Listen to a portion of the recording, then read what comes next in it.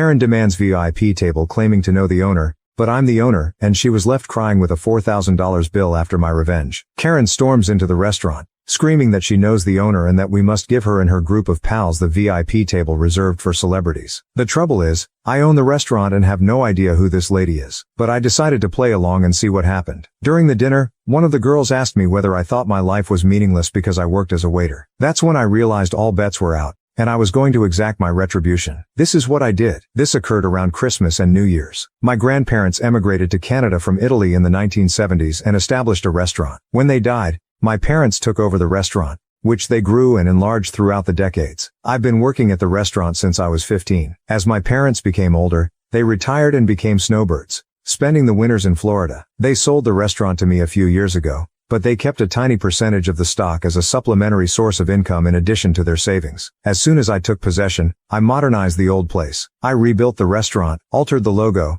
and contacted local and national newspapers to place advertisements. I invited food critics, bloggers, and vloggers. It was slow at first, and I began to fear that the loan I took out to undertake all of this was the worst mistake I'd ever made, that I had ruined 3 generations of a family company. But soon, it began to work. A local semi-famous YouTuber included us in one of his videos, which prompted more people to visit and review us. Even on a Monday, we were quickly seeing 5 to 10 times the regular volume of activity. We became a destination for large events, and it was not uncommon for a celebrity to stop up on certain evenings. I even invited certain high-profile clients to visit and cook for our guests. This cost a fortune, so we were completely filled for the holidays. People had to make reservations in July to get a table in December. It took years to get to this point. When things become busy, I don't simply sit in the back office. I'm on the floor doing whatever needs to be done, whether it's greeting customers, bussing tables, or mopping the floors. On nights with high-profile guests or events, I wear a jacket and take charge. One night, 6 women walked in. 5 of them appeared to be in their early 20s,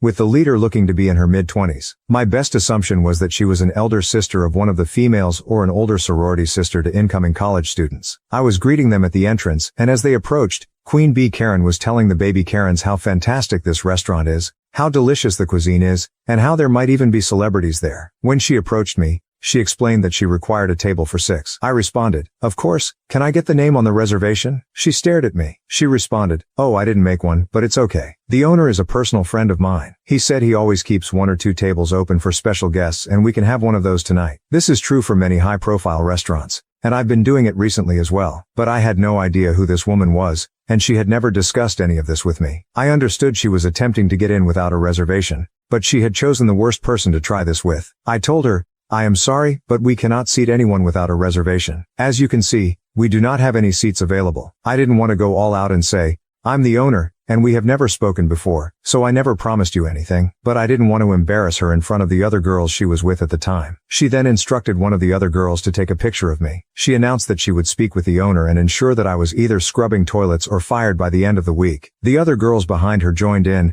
saying things like, "Yeah, kiss your minimum wage job goodbye." I wasn't sure if they were in on it with her or if they truly believed she knew the owner. Queen Bee Karen then said, "Look, you can either give us a table or I can make your life very difficult. This is not worth losing your job." She kept pointing, trying to belittle me, and then saying things like, "Obviously you aren't anyone here, because if you were, you would know who I am and never try to tell me anything other than yes or, of course." She was constantly attempting to put me down and take that table. At this time, it had been a hard day for me, and from my perspective, I had 3 options. Number 1, I could inform her that I am the owner and call her out on all of this. Number 2, I could simply hand her the table and let things go. Or, third, I could teach Queen Bee Karen and her minions a lesson. I selected option 3. I smiled at her and said, "Of course, ma'am, please follow me." I handed her one of the 3 tables we leave free in case a celebrity walks in, which occurs occasionally. I told her, "I apologize for everything and you're right, it would be simpler just to give you the table." I also assured her that the first 3 rounds of drinks would be free. I seated them down and personally served them. As they sat, I told them, "We need one of your credit cards and IDs just to keep on file, and we'll return them to you before you leave." Queen Karen handed me her card and informed the baby Karen minions, "Tonight is on me." I took their orders, gave them their free beverages, and informed them that due to how busy we were tonight, the meal may be delayed. The females only worried about the free drinks. They ordered 3 rounds and still hadn't received any food. They eventually called and asked me to check on it, all while giving me the worst attitude since they arrived. I told them I will look into it, but also asked if they wanted additional drinks. They ordered 2 more rounds. They were sloshed by the time the appetizers arrived, having done nothing but drink on an empty stomach for the majority of the night and just eating salads. As more food arrived, more beverages were ordered. What these girls didn't realize was that they were at our VIP table, which normally costs a few $1,000s to sit at, but I didn't charge them for it. Except for the first 3 rounds, I charged them for all of the extremely costly cocktails they had throughout the evening. Furthermore, the table they were sitting at, as previously stated, was VIP. Thus the menus were different. Prices are not displayed on these menus. This is a restaurant industry trade secret. They also offered higher-end menu items such as white truffle, black caviar meals, and specially imported West Coast oysters, among others. At one point during the night, I honestly began to question what I was doing. I worried I was going too far with these poor girls. They might not know any better. But certain things encouraged me throughout the night,